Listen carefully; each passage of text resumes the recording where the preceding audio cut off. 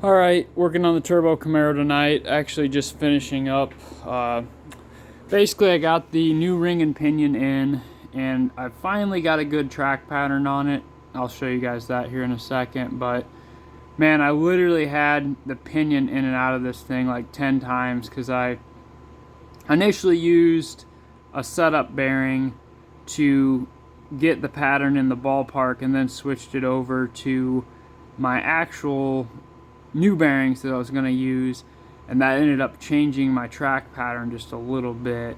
Most of the time it doesn't, but man, it changed it just enough that I wasn't happy. Well, then I damaged my new bearing trying to get it off because the new bearing was such a tight fit onto the pinion. Made the adjustment for the next new bearing, still wasn't happy with the pattern, and then ended up adding some shim under the pinion, and I want to say I have 45 thousandths underneath the pinion right now, and the pattern's pretty good. I'm happy with it. I think I could add another 5 thousandths under the pinion and it'd be a little bit better, but it's kind of hard to see. So you don't want to focus on all the others because that's old, but if you look at the two teeth that are yellow right there, right in the middle, we got a nice deep pattern right in the middle. That's on the coast side. I'm sorry, that was on the drive side. So that's on the drive side.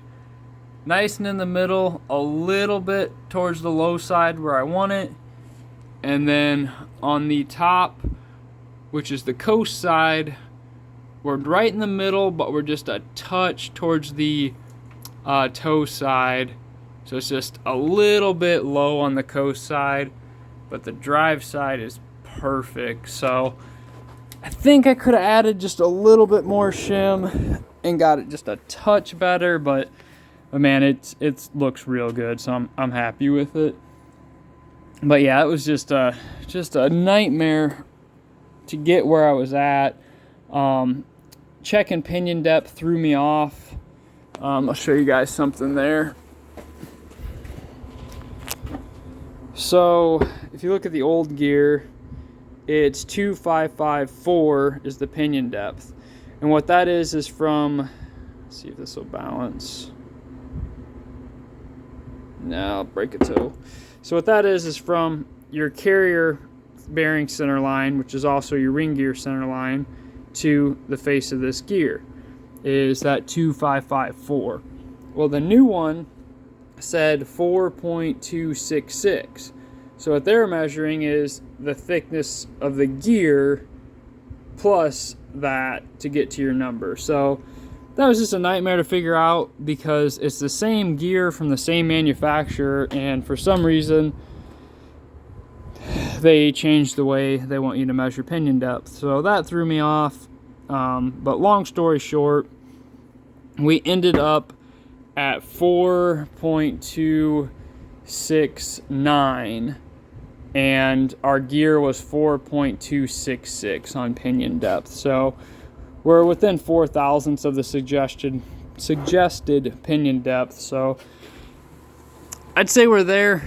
I mean, it was a battle, it was a fight, just all the little odds and ends stuff that fought me on this that normally don't. But one thing that didn't help at all, which I'm a little frustrated with, not to throw shade, but just to be honest.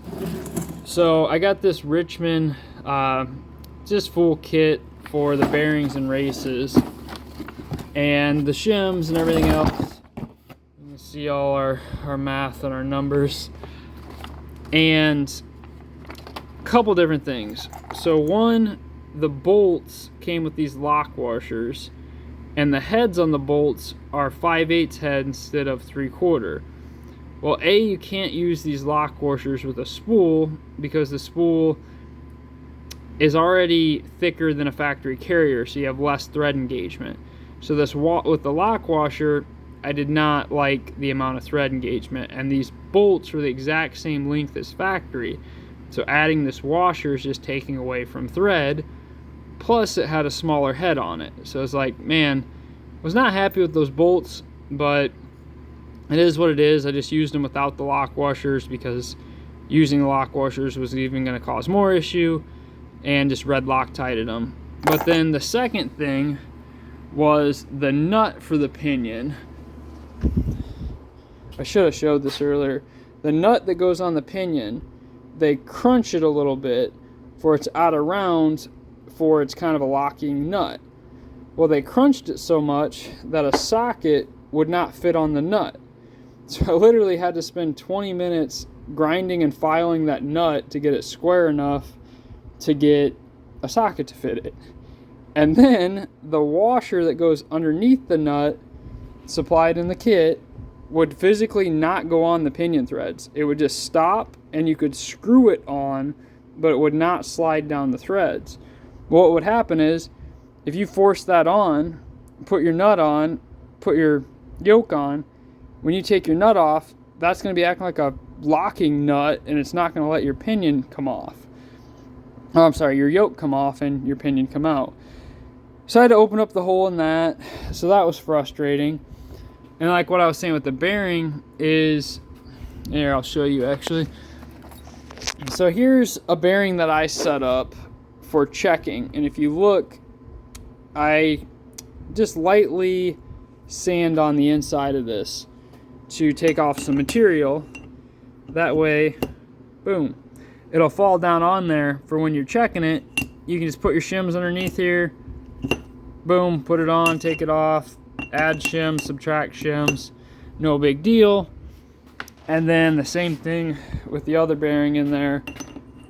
This one's a little bit tighter, but the exact same thing is it will go on and off without any real effort. So that makes it nice to take your pinion in and out without having to struggle.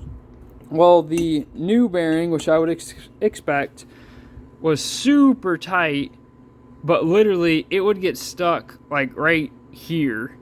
It was so freaking tight. And like an idiot, I hammered it all the way down on there. Well, let me rephrase that. I got it started, and then I use is a pipe and the press, and I pressed it all the way down on there, and that was a mistake because I pressed it on there and I still needed to make a shim adjustment, and there is no way in heck I was going to get that bearing back off without destroying it. And that's what I did. I destroyed it getting it back off. So I just don't feel like the engagement. So basically, normally you have like 0.002 of slip interference. I don't know what it was on that bearing, but it was insane. So the new one I bought, what I did is went ahead, just like I did on this one. I didn't grind it nearly as much, but I just sanded it down a little bit for it would go on smoother. Still had to press it on, still had to use a bearing splitter to pull it off, but it just wasn't anything insane. So that helped a ton. That's just my suggestion. If you have a bearing that, man, you just think it's too tight on there, I would go ahead and sand the inside of it a little bit and get it to a better tolerance. And you can measure it and mic it and see the exact numbers. But man, between the nut, the washer, the bolts, and the bearings, this kit just kind of was not cool. It sucked. So the shims are really good. I was happy with the shims, and honestly, that's about it. I was pretty disappointed for the quality of this. I mean, the hardware for sure was just not good at all. And what really stinks is I spent more money on this kit than any other kit because of the name, and I always use the Richmond stuff, and I wanted good quality. I don't think I'll do that again. So that just stinks, man. It is what it is. We got it, but a lot of the stupid little battles we fought were just because of stuff like that. Some of it was my fault. I absolutely kind of moved the pinion shim the wrong direction the one time. That was my fault. Pressing that bearing on when the interference was too tight, that was my fault. But reality is that bearing shouldn't have been so freaking tight to begin with. But yeah, it is what it is.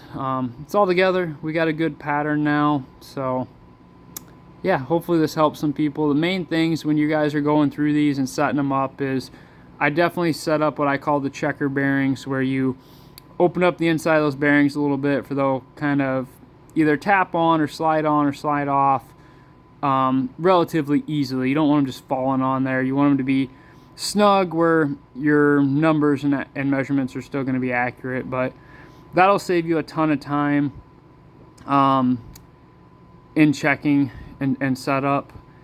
Make sure you have, I'd grab a couple different crush sleeves just for you have extra, because you're going to go through them. I reuse the old ones as I'm just going through checking, and then use the new one at the end. But sometimes you end up still going through two because you end up realizing you want to move it again like I did. So have some crush sleeves on hand. The crush sleeves are always a pain in the butt to crush, so be prepared for that. Set up some checker bearings and just take your time, really read your pattern.